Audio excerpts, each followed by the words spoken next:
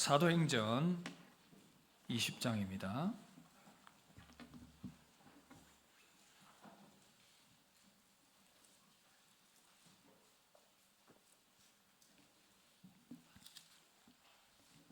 사도행전 20장 22절에서 24절 말씀 우리 교독하겠습니다. 한 절씩 읽고 24절을 함께 읽겠습니다. 보라, 이제 나는 성령에 매여 예루살렘으로 가는데 거기서 무슨 일을 당할는지 알지 못하노라. 오직 성령이 각 성에서 내게 증언하여 결박과 환난이 나를 기다린다 하시나.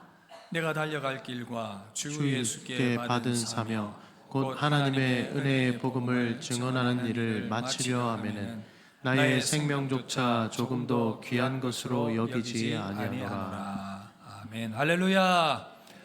이 시간은 무슨 가치관을 붙들고 살아가나요? 하는 제목으로 하나님 말씀을 전하도록 하겠습니다. 우리가 주어진 삶을 참 분주하게 살아갑니다. 바쁘게 살아갑니다. 여러 가지 일들 가운데에서 열심히 살아가는데, 그러나 때로는 그 열심으로 살아가는 그 삶의 목표와 방향과 의미가 무엇인지를 깊이 생각하지 않고 살아갈 때가 참 많이 있습니다.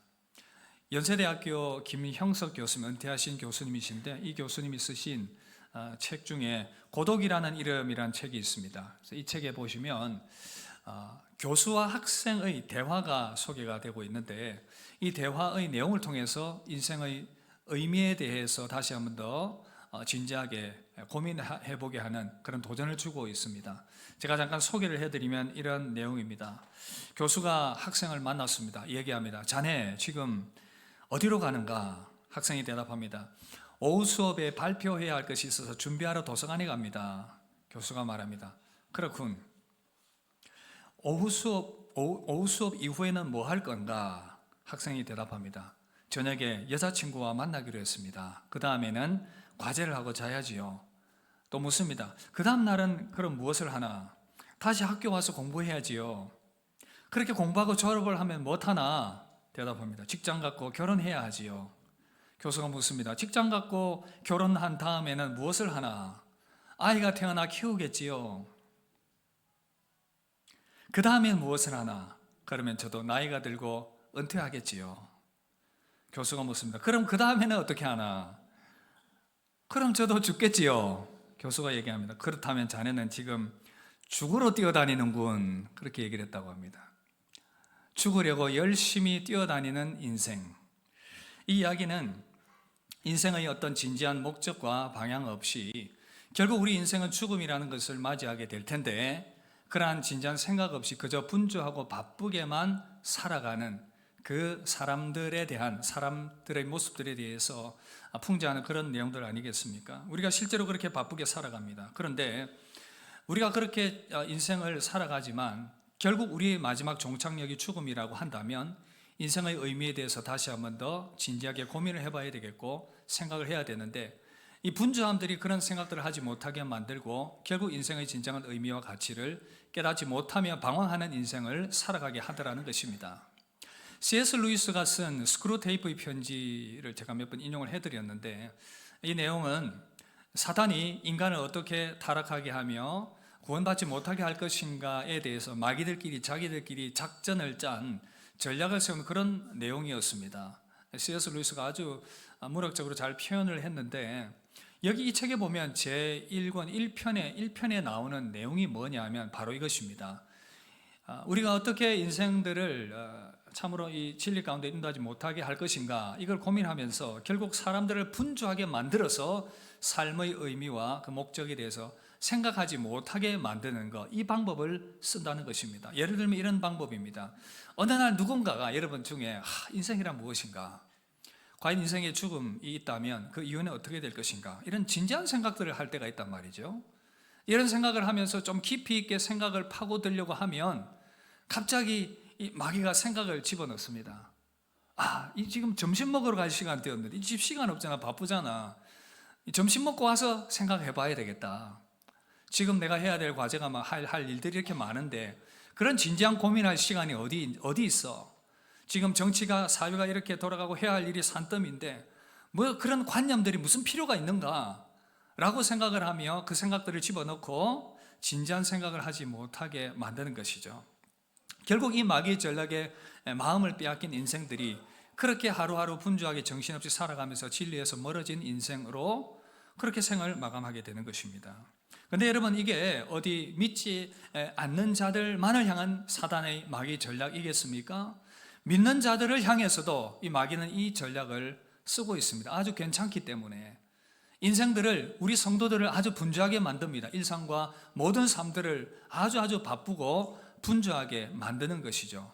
그 분주함 가운데에서 성도들로 하여금 우리 정체성이 무엇인지를 생각하지 못하게 만들고, 우리가 왜 부름받아 이렇게 살아가고 있는지에 대한 그 의미들을 깊이 생각하지 않게 만들면서 그저 세상 일에 정신없이 살아가게 만들면서 우리의 세월을 낭비하게 만들더라는 것입니다. 열심히 살지 말라는 얘기가 아닙니다. 오해하지 마십시오. 여러분, 우리는 죄와 멸망 가운데에서 죄 가운데서 멸망 가운데서 하나님의 백성으로 구원을 받았습니다. 하나님께서 우리를 구원하셨습니다. 우리를 그리스도의 피값으로 사셨다라고 말씀하고 있어요.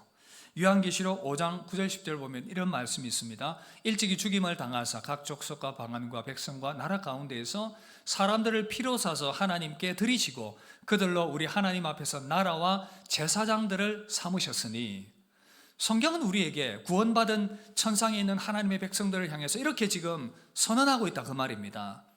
하나님께서 우리를 그리스도의 피값으로 사셨습니다. 믿으십니까? 여러분, 믿으십니까? 그렇다면 옆 사람에게 한번 격려합시다. 당신은 예수님의 피값으로 산 사람입니다.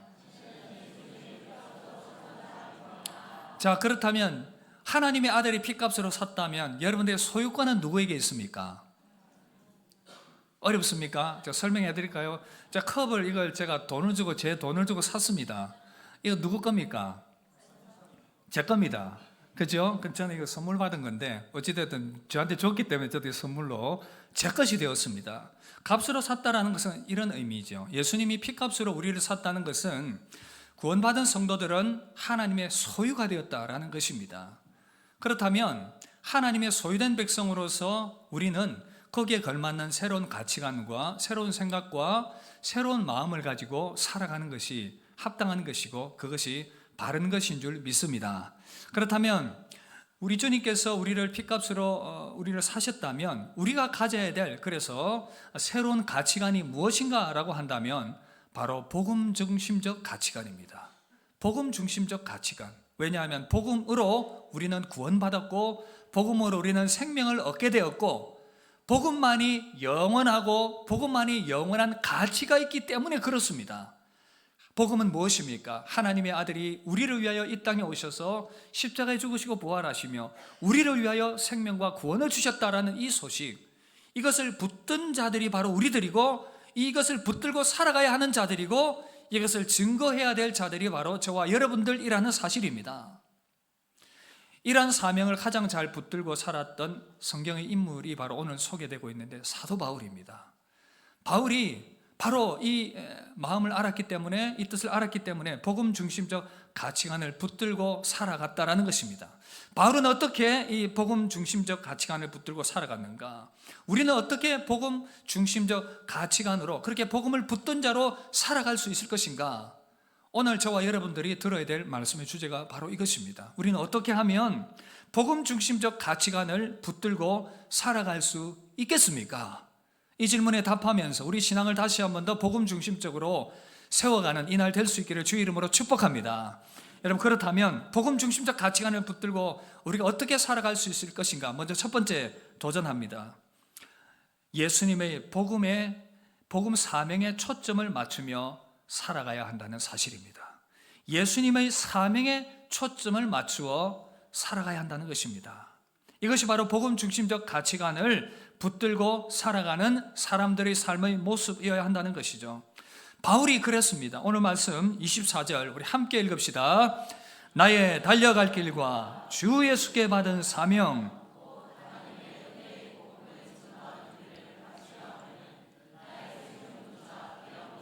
여기지 아니하노라. 여러분, 바울이 이 고백을 했습니다.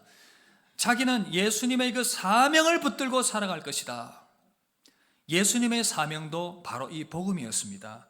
하나님의 아들이 사람의 몸을 입고 이 땅에 오셔서 우리에게 전해주시고 이루셨던 그 일, 무엇이냐 하면 바로 이 복음인 것입니다. 이 일을 위해서 주님이 오셨다라고 말씀하고 있어요. 복음은 곧 우리가 믿는 예수님의 사명이셨다라는 것입니다. 누가복음 19장 10절 함께 읽어봅시다. 인자가 온 것은 잃어버린 자를 찾아 구원하려 함이니라. 마가복음 1장 38절에도 동일한 내용으로 이렇게 말씀합니다. 함께 읽읍시다. 우리가 다른 가까운 마을들로 가자. 내가 이를 위하여 왔노라. 거기서도 전도하리니 내가 이를 위하여 왔노라. 예수님은 잃어버린 하나님의 백성들이 잃어버린 하나님의 나라를 다시금 회복하게 하기 위해서 우리에게 찾아오셨고 그 길을 알려주셨고 그 길을 이루셨다라고 말씀하고 있습니다. 사도 바울은 이 예수님의 마음을 분명하게 이해를 했습니다. 그리고 붙들었습니다. 왜냐하면 이 복음이 자기를 살렸다는 것을 자기는 몸소 온몸으로 느끼고 있었기 때문이었습니다. 사도 바울의 생애를 보십시오. 그는 사울이었습니다. 그 누구보다도 유대교를 지나치게 믿어서 교회를 박해했던 아주 악한 사람이었습니다. 그런데 그가 다메섹으로 예수 믿는 사람들을 교회를 박해를 하기 위해서 가던 길에 부활의 예수님을 만나게 되었습니다. 충격이었죠. 자기가 가짜라고 말했던 그 예수님을 실제로 만나고 난 이후로 충격을 받게 되었고 그 이후로 그의 삶이 변화되어지기 시작했습니다. 핍박자에서 복음을 전하는 사도로 바뀌게 되었습니다. 죄악 가운데서 자기를 살리신 그 은혜에 감사했기 때문에 그는 수많은 곳을 다녔습니다. 2만 킬로를 다녔는데 지구 둘레가 4만 킬로라고 하니까 지구의 반바퀴를 돌아다니면서 주님의 생명의 복음을 증거했습니다. 때로는 죽음의 위협을 감수해야 했었습니다. 강의 위험과 파도의 위험과 매맞고 헐벗고 굶주리고 온갖 그 고난과 고통 가운데서도 그 어려운 가운데에도 불구하고 생명을 다해서 그의 그는 복음을 전했다라는 것입니다. 여러분, 바울이 왜 이런 삶을 살았겠습니까? 예수님의 마음을 알았기 때문입니다. 구원의 의미와 가치가 얼마나 큰지 그가 붙들었기 때문이었습니다. 그를 살린 그 복음, 그 생명이 얼마나 소중한지, 그래서 그는 평생 이 복음 붙들고 살아갔던 것입니다. 사랑하는 여러분, 예수님께서 저와 여러분들을 구원하셨습니다. 믿으십니까? 우리를 생명 가운데로 인도해 주셨습니다. 예수님의 사명이었습니다. 이것이 우리에게 구원 주시고자 하시는 이 일을 위해서 하나님의 아들이 오셨습니다. 그렇다면 바울이 주님께 초점을 맞추었던 것처럼 우리도 주님의 사명에 초점을 맞추어서 살아가는 것이 우리의 본분이 되어야 될 줄로 믿습니다. 베드로전서 2장 9절에 이렇게 말씀하고 있어요. 함께 읽읍시다. 그러나 너희는 택하신 족속이요 왕같은 제사장들이요 거룩한 나라요 그의 소유가 된 백성이니 이는 너희를 그의 기이한 빛에 들어가게 하신 이의 아름다운 덕을 선포하게 하려 하심이라. 할렐루야. 여러분, 우리는 더 이상 사단의 그러한 노예도 아니고요 영원한 멸망의 자식도 아니고요 하나님의 백성으로서 하나님의 자녀로서 구원과 생명을 얻게 되었다라는 사실입니다. 그렇다면 우리는 우리 주님의 사명을 따라서, 바울의 사명을 따라서 우리 모든 삶의 영역 가운데서 모든 세대들이 다 이 복음을 품고 살아가야겠습니다. 나를 살린 이 복음을 온전히 가슴에 품고 이 복음을 가슴에 깊이 새기며 이 복음을 묻는 자들에게 나누며 소개할 수 있는 그 인생으로 우리 모두가 부름받았다라는 이 사실을 여러분들의 마음에 꼭 기억하게 되길 주의 이름으로 축복합니다. 주님이 그래서 이 세대 가운데 계속해서 그 복음의 일꾼들을 부르고 계십니다. 마태복음 9장 37절 38절 우리 함께 읽겠습니다. 이에 제자들에게 이르시되 추수할 것은 많되 일꾼이 적으니 그러므로 청하여 추수할 일꾼을 보내주소서 하라 하시니라. 아멘. 여러분, 우리가 이 사명 가운데 부름 받았습니다. 우리도 바울처럼 우리 주님 가지셨던 그 사명처럼 이 복음 붙들고 증거하며 이 복음을 품고 그 복음을 누리며 증거하는 이 복음 사명 감당하는 우리 모두가 되길 주의 이름으로 축복합니다. 힘이 없으시네요. 힘이 없으시네요. 그 이유를 제가 이제 알려드리겠습니다. 제가 목사가 우리가 복음 사명 따라 살아야 됩니다라고 얘기하지만 우리 내면은 거기에 동의하지 않습니다. 예수님의 복음을 받았다라는 이 당위성을 인식하는 것만으로는 우리 마음이 움직이지 않아요. 우리 손발이 움직이지 않습니다. 그 이유가 뭔지 아십니까? 우리 마음이 변하지 않기 때문입니다. 우리 마음이 움직이지 않기 때문이라는 것이죠. 왜 그런지 아십니까? 여러 많은 이유들이 있겠지만 오늘 여러분들에게 도전하고 싶은 것은 바로 이 복음 중심적 가치관이 아닌 다른 많은 가치관들이 우리 생각과 마음과 삶을 지배하고 있기 때문인 것입니다. 너무나도 많아요. 대표적으로 오늘 두 가지만 언급해 보면, 하나는 이 세속적인 기복주의 신앙입니다. 세속적 기복주의 신앙. 얼마 전에 제가 남미의 카톨릭의 성당의 모습을 보여주는 TV를 잠깐 본 적이 있습니다. 제가 그걸 보고 깜짝 놀랐어요. 이 카톨릭이 이렇게 타락을 했는가? 이 성당에 이렇게 보면 성당 앞에 자기들이 믿는 그 토속신앙, 그 지역의 남미의 그 페루라든지 여러 지역들이 있지 않습니까? 그 토속신앙을 믿는 그 제단이 거기 차려져 있어요. 그리고 이제 미사의 예배당이 있는 것입니다. 들어오기 전에 자기들이 믿는 그 우상신에게 불을 붙여가지고 막 이걸 돌리기도 하고 향을 피우기도 하고 그러는 거예요. 거기 막 복을 빌겠죠. 그리고 또 이렇게 예배당에 와서 예배를 드립니다. 미사를 드립니다. 카톨릭이 지금 그렇게 남미에 들어간 카톨릭이 타락을 했습니다. 얼마나 비정상적인 모습입니까? 그러나 저는 그 카톨릭의 타락을 말하고자 함이 아닙니다. 우리가 그래도 진리를 붙들었고 종교개혁을 통해서 바른 복음의 물줄기로 회복한 우리의 신앙의 모습을 돌아보자 하는 것입니다. 우리 안에 너무나 많은 세속적 기복주의가 자리 잡고 있습니다. 저는 이 말씀 드리면서 여러분들 오해하지 않기를 바랍니다. 하나님은 좋으신 하나님이십니다. 우리에게 모든 필요를 채워주길 원하시고 우리에게 모든 것들을 공급해 주길 원하시고 우리를 사랑하시고 모든 것들을 주기를 아껴 하지 않으시는 사랑의 아버지십니다. 그래서 우리는 그분께 구할 수 있고 그분께 필요를 구할 수 있고 그분의 도움을 구할 수 있으며 그분과 동행하며 그렇게 살아가는 것입니다. 그런데 문제는 우리 안에 그런 하나님과 인격적 관계는 없고요, 그저 내가 원하는 것, 바라는 것, 그것만을 받기를 바라는 그러한 방식으로 인생을, 신앙을 생각하는 분들이 많이 있더라는 것입니다. 세상의 성공과 부와 명예와 잘됨과 이런 것들만을 바라면서 복을 비는 것입니다. 우상에게 비는 것, 무당에게 찾아가서 묻는 것, 다 똑같은 것이에요.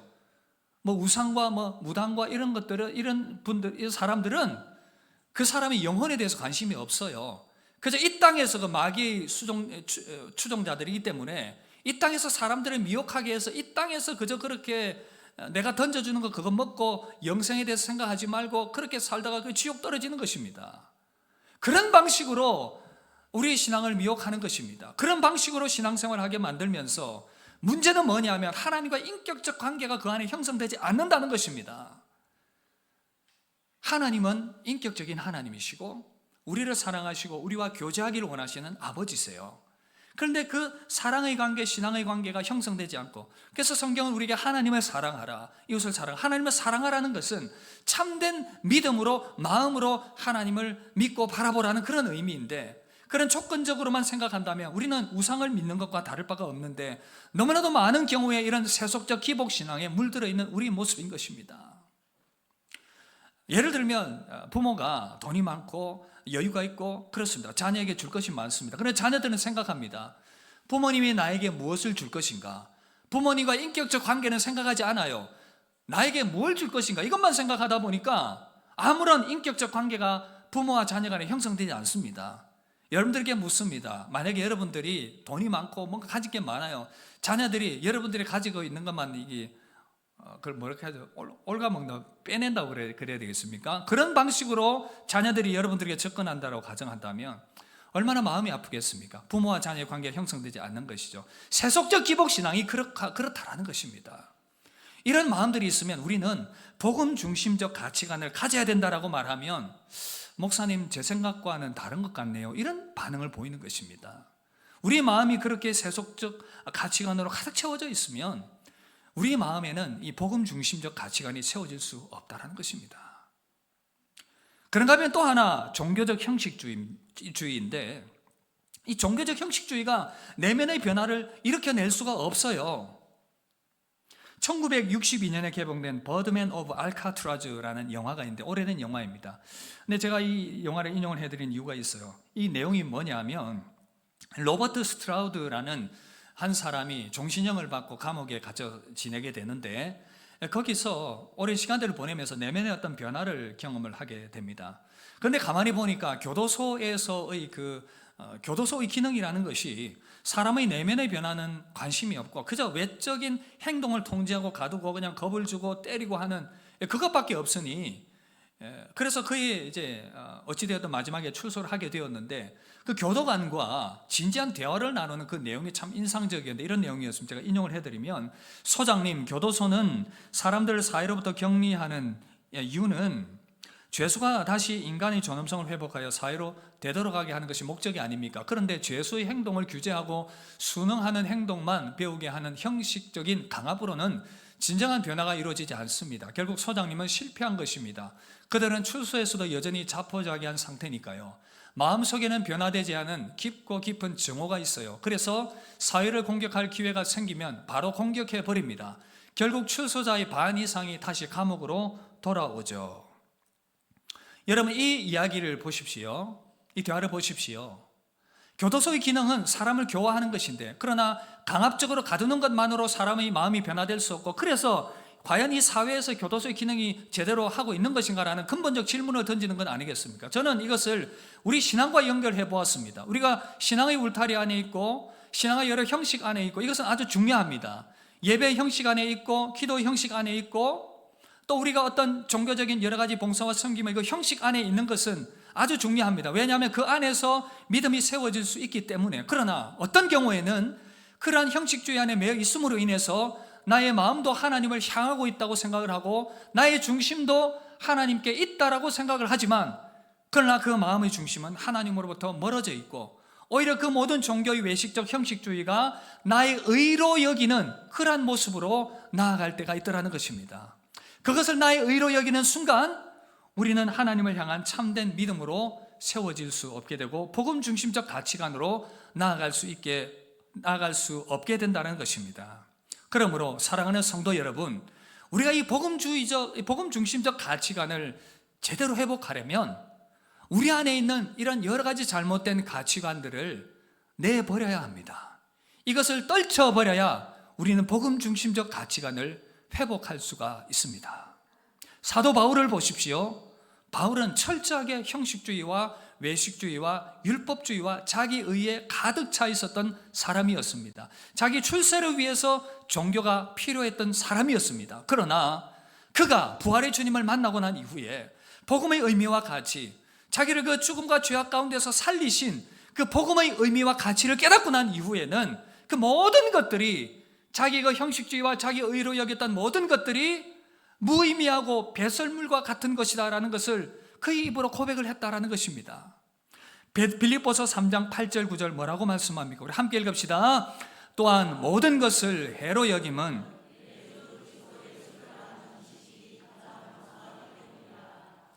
그를 위하여, 배설물로 여김은 그리스도를 얻고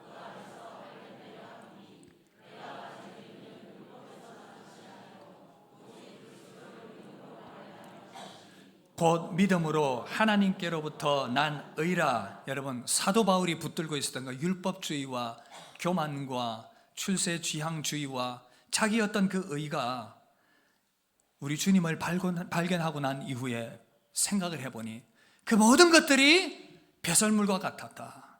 그 모든 것들이 무의미하게 여겨졌다. 그리스도 예수를 아는 지식이 가장 고상했기 때문에 그 주님이 나에게 생명 주시고 은혜 주시고 구원 주시는 주님이시라는 것을 깊이 깨달았기 때문에 그는 이 세상 것들은 가치가 없는 것이다라는 그 고백을 할 수 있었다라는 것입니다. 오직 주님만이 궁극적 가치를 가지신 분이라는 것을 그가 깨달았다라는 것이죠. 그래서 바울은 이제 성도들을 향해서도 이 자신의 신앙 고백을 전하면서 너희들도 마음이 변화되어야 된다.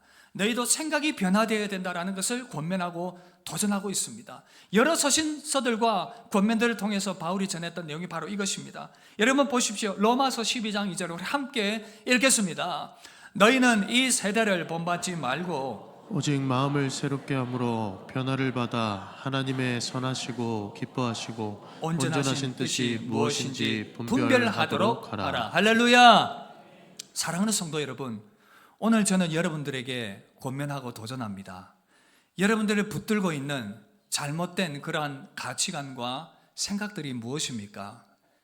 기복적 세속주의입니까? 율법적 형식주의입니까? 아니면 어떤 여러분들 가운데 매여 있는 어떤 잘못된 우상들과 생각들 때문입니까? 그것들 붙들고 있으면 온전한 복음 중심적 가치관을 형성할 수가 없다는 사실입니다. 오늘 이 시간 그래서 도전받습니다. 다시금 우리의 마음이 복음 중심적 가치관으로 세워지기 위해서는 그 모든 잘못된 가치관들 내려놓고 다시금 예수 그리스도를 붙들게 되길 주의 이름으로 축복합니다. 오직 주님만이 우리에게 참된 복음이 되시고 참된 진리가 되시며 주님만이 우리의 모든 것 되십니다. 우리 주께서 우리 가운데 이루신 그 구원과 복음이 우리 삶의 중심과 사명의 중심이 될 수 있기를 주의 이름으로 축복합니다. 여러분, 이 기복주의와 형식주의 그리고 다른 여러 가지 그런 껍질들을 깨고 복음 중심적 가치로 나아가야 하는데, 그렇다면 그것을 이루어낼 수 있는 내면의 진정한 힘이 어디서부터 나오는 것인가 깨닫는 것도 중요하고, 그렇다면 그것을 이루어낼 수 있는 그 내면의 힘, 우리 여기까지 나가야 되지 않겠습니까? 바로 오늘 세 번째 말할 여러분들에게 전할 요점인 것입니다. 우리는 성령의 은혜에 매여야 합니다.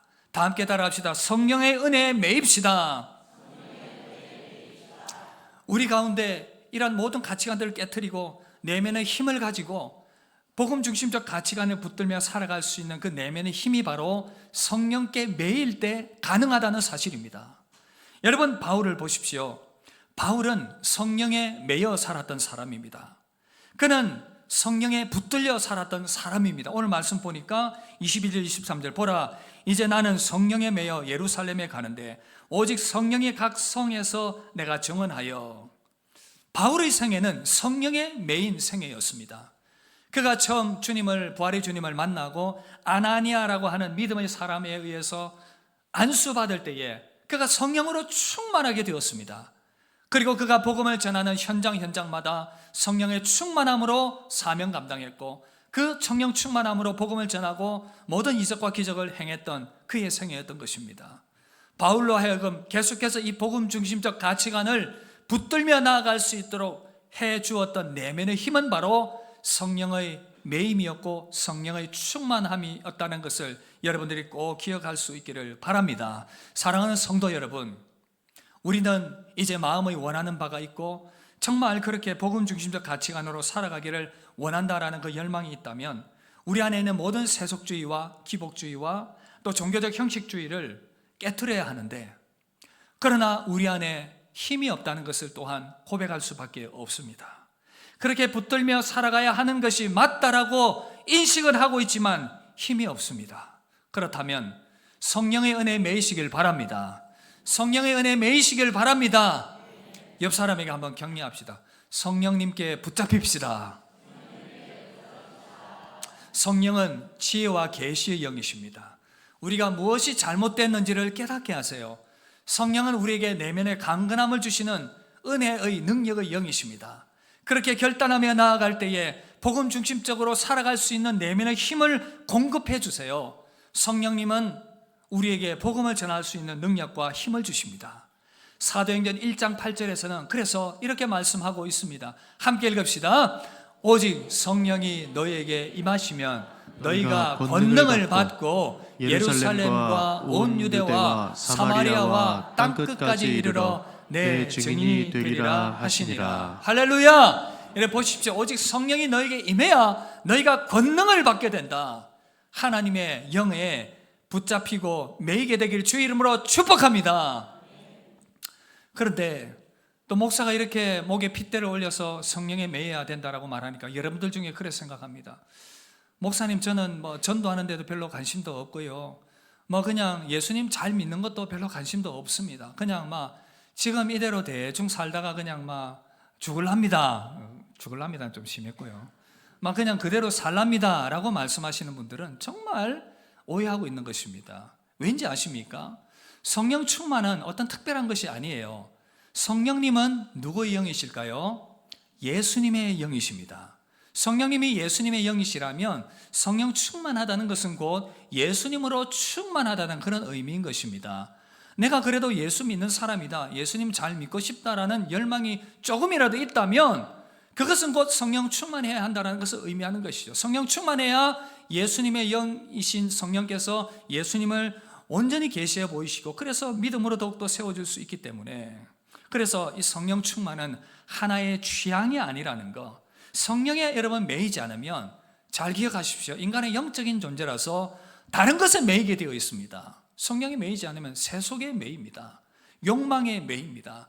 죄에 매입니다. 사탄에 사로잡히게 됩니다. 누군가에 의해서 끌려가는 인생이 된다는 거예요. 나는 자유했다, 내 마음대로 살아간다, 나는 자유로운 영혼이다, 천만에요. 그 내면을 이끌어가는 어떤 다른 세력들이 있습니다. 그렇게 매여 살아가는데 그 나쁜 것에 매여 살아가는 것보다 거룩하신 영이신 하나님의 영, 예수님의 영에 매여서 살아가는 것이 성도의 복인 줄 믿으시길 주 이름으로 축복합니다. 그래서 성도로서 바로 살아가려면 성령 충만을 받으라. 에베소서 5장 18절에도 보면 성령의 충만을 받으라, 현재적 명령인 것입니다. 지금 현재 계속해서 그 충만을 받으라는 명령의 권고라는 것이죠. 성령 충만 없으면, 그래서 여러분 기억하십시오. 성령 충만 없으면 제대로 살아갈 수 없고 성도의 정체성을 세우며 살아갈 수도 없고 삶의 기쁨도 의욕도 없고 무언가에 매여서 엉뚱한 인생 살아가며 병든 신앙인으로 살아가게 된다는 것입니다. 그래서 여러분 성령 충만이란 어떤 내가 전도를 잘하기 위해서 하나의 옵션으로서 필요하다, 그것도 아니고 내가 무언가 어떤 특별한 그것이 아니라 정말 그리스도인으로서 바로 살아가며 은혜 가운데 살아가며 생명 가운데 살아가는 길이 바로 성령 충만임을 믿으시길 주 이름으로 축복합니다. 성령에 매여 살아가기를 열망하십시오. 이것이 성도의 바른 길입니다. 성령 충만할 때 종교적 형식주의에서 떠나가게 될 것이고, 성령 충만할 때 세속주의적이고 잘못된 그런 모든 것들, 죄악이 떠나가게 될 것이고, 성령 충만할 때 내 안에 복음의 열정이 생길 것이고 은혜가 넘쳐나게 될 것입니다. 성령 충만할 때 우리는 더욱더 주님을 닮은 사람으로 세워지게 될 것입니다. 그러므로 사랑하는 성도 여러분, 성령 충만을 갈망하시고 기도하게 되길 주 이름으로 축복합니다. 누가복음 11장 13절 함께 읽읍시다. 너희가 악할지라도 좋은 것을 자식에게 줄 알거든 하물며 너희 하늘 아버지께서 구하는 자에게 성령을 주시지 않겠느냐. 할렐루야. 사랑하는 성도 여러분, 주님은 말씀하십니다. 우리가 예수 믿을 때 이미 성령을 받았다고요. 너희가 성령으로 아니하고는 그리스도를 주시라 할 수 없느니라. 예수 믿을 때 우리는 성령을 선물로 받지만 그러나 그 충만한 은혜 가운데 나아가는 것은 사모 얻는 자의 몫임을 여러분들이 기억하셔야 합니다. 그 충만한 은혜가 여러분들이 간구할 때에 임하게 될 것입니다. 그래서 그 충만한 은혜를 간구하시며 우리 모두가 성령에 매여서 온전히 주의 백성답게 살아가게 되고, 성령에 매여서 우리가 주의 복음을 증거하는 신실한 증인들이 될 수 있기를 바랍니다. 우리 모두가 성령의 사람이 되어서 참으로 복음 중심적 가치관을 붙들며 하나님께 영광 돌리는 복된 인생 되기를 주의 이름으로 축복합니다. 복음 중심적 가치관을 붙들고 살았던 한 사람 소개해드리고 말씀을 마무리하려고 합니다. 여러분, 루비 캔드릭 선교사를 들어보셨습니까? 이전에 제가 한번 소개를 한 것 같은데 이분의 삶이 참 감동이 있고 울림이 있었습니다. 25살의 젊은 나이에 이 땅에 복음의 한 씨앗이 되었습니다. 이분이 죽기 전에 그 부모님에게 보낸 그 편지가 우리 마음에 큰 감동을 주는데 제가 좀 인용을 해드리겠습니다. 아버지 어머니 이곳 조선 땅에 오기 전에 집들에 심었던 꽃들이 활짝 피어났다는 소식을 듣고선 온종일 집 생각만 했습니다. 이곳 조선 땅은 참으로 아름다운 곳입니다. 모두 하나님을 닮은 사람들 같습니다. 선한 마음과 복음에 대한 열정으로 보아 몇십 년이 지나면 이곳은 예수의 사랑이 넘치는 곳이 될 것 같습니다. 복음을 듣기 위해 20km를 맨발로 걸어오는 어린 아이들을 보면서 그들 안에 있는 하나님의 사랑으로 제가 오히려 위로를 받습니다. 그러나 한쪽에서는 탄압이 점점 심해지고 있습니다. 그저께는 예수님을 영접한 지 일주일도 안 된 사람 서너 명이 감옥에 갇혔고, 토마스 선교사와 제임스 선교사는 순교하였습니다. 선교본부에서는 철수하라는 지시를 내렸지만 대부분의 선교사들은 전도한 조선인들과 아직도 숨어서 예배를 드리고 있습니다. 그들은 모두 순교할 작정인가 봅니다. 오늘 밤은 유난히도 고향으로 돌아가고 싶습니다. 외국인을 죽이고 기독교를 증오한다는 소문을 듣고 부두에서 저를 끝까지 말리던 어머니의 얼굴이 자꾸 제 눈앞에 어른거립니다. 아버지, 어머니, 어쩌면 이 편지가 마지막일지도 모릅니다. 제가 이곳에 오기 전 뒷뜰에 심었던 한 알의 씨앗이 내년이면 더 많은 꽃으로 활짝 피겠지요. 그리고 또 다른 씨앗을 만들어내겠지요. 저는 이곳에서 작은 씨앗이 되기로 결심했습니다. 제가 씨앗이 되어 이 땅에 묻히고 하나님의 때가 이르면 조선 땅에 많은 꽃이 피고 그들도 여러 나라에서 씨앗이 될 것입니다. 저는 이 땅에 저희 심장을 묻겠습니다. 저는 이것이 조선을 향한 저의 열정이 아니라 조선을 향한 하나님의 열정이라는 것을 알게 되었습니다. 아버지, 어머니 사랑합니다.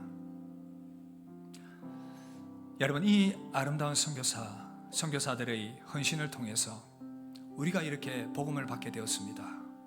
이렇게 믿음을 가지며 교회를 이루며 살아가게 되었습니다.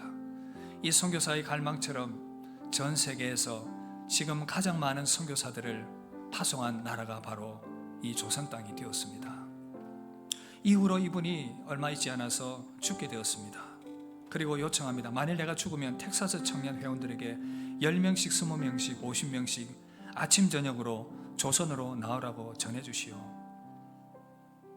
그리고 이 편지 끝에 지금도 양화진에 가면 묘비에 이런 기록이 남아 있습니다. 저에게 만일 남에게 줄 수 있는 1000개의 삶이 있다면 저는 그 모두를 조선 사람들에게 주고 싶습니다. 사랑하는 성도 여러분, 오늘 우리는 말씀을 들으며 복음 중심적 가치관을 붙들며 살아가자고 도전했습니다. 그러나 우리는 너무나도 많은 다른 세속적 가치관에 물들고 잘못된 가치관에 붙들려서 참된 복음 중심적 가치관을 붙들고 살아가지 못하는, 그래서 우리의 마음이 너무 굳어져서 복음에 대한 감격도 없고 복음에 대한 도전도 없는 그런 모습으로 우리가 살아가고 있는 것은 아닌가. 그러나 여러분, 잘 생각해 보십시오. 우리 주님께서 이 사명을 위해서, 복음을 위해서 이 땅에 오셨습니다. 이것을 깨달은 자들은 복음을 붙들고 자신의 생명을 드리기를 아까워하지 않았습니다. 그렇다면 우리는 오늘 이 시간 다시 한번 더 거룩한 도전을 받습니다. 우리는 다른 나라에 가서 생명을 바치지 않아도 되겠지만, 그러나 저는 여러분들에게 거룩한 도전을 합니다. 먼저는 예수 사랑, 십자가 사랑, 이 복음을 가슴에 깊이 품으십시오. 성령의 은혜로 충만해 주십시오. 성령의 능력으로 충만해 주십시오. 그러면 주님의 사랑이 우리 안에 넘쳐나게 될 것입니다. 그러면 그 사랑을 나누고자 하는 열망이 우리 안에 생겨날 것입니다. 억지로 지는 십자가도 은혜가 있지만 넘치는 그 십자가 사랑으로